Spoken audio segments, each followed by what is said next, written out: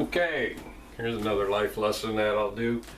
Some of my sermon illustrations when I was first started Bible college and stuff, I was taught that a child remembers things when they can see it and they can touch it. It's a great way to teach. Of course, Christ was the greatest teacher of all, and he taught us with parables, heavenly truths, the earthly lessons, all kinds of things, whether it be sheep, farming, fishing, all these things, and you can never go wrong teaching the Lord's parables and his teachings.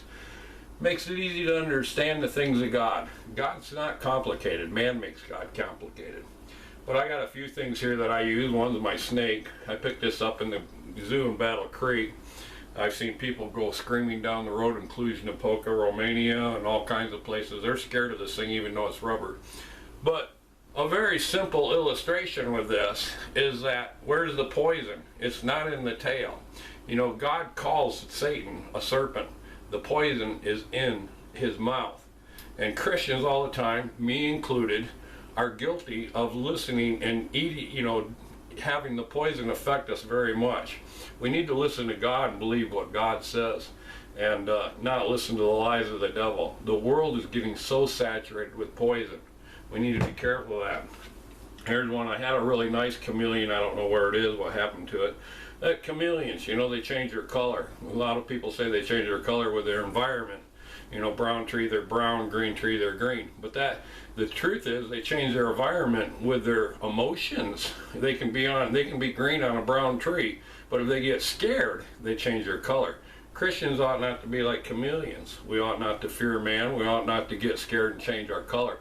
Oh, I'm a Christian when I'm around Christians, but I'm not a Christian when I'm not a Christian when I'm around people that aren't believers. That's not right. And so we shouldn't be chameleons. Some things are not what we think they are, We think, there's a lot of deception in this world. So it's just like this knife here. Ooh, ooh, yeah.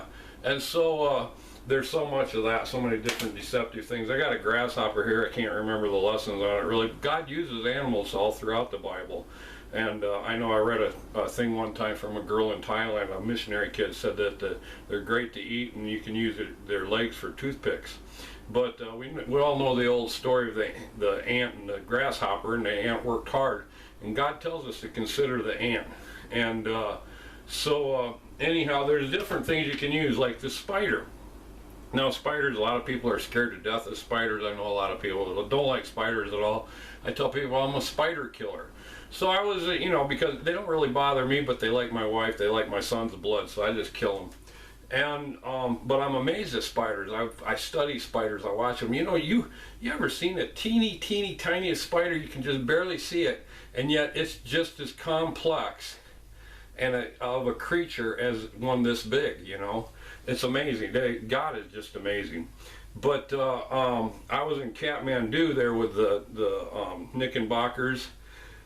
The Levine family, and of course they're working with the Tibetan people there at the Bodha.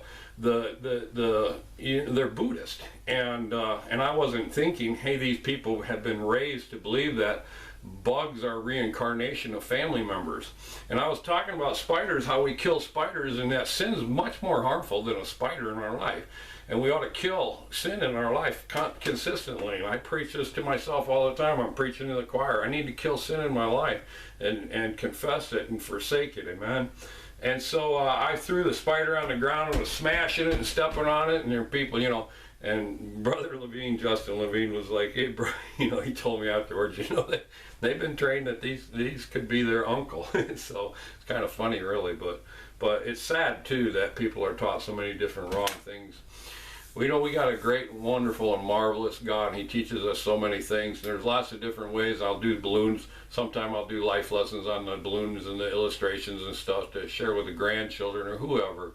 And I've done VBSs and vacation Bible schools and children's ministries all my life. But I do it in the nursing home, too. They love this stuff in the nursing home, too. So there's a good life lesson.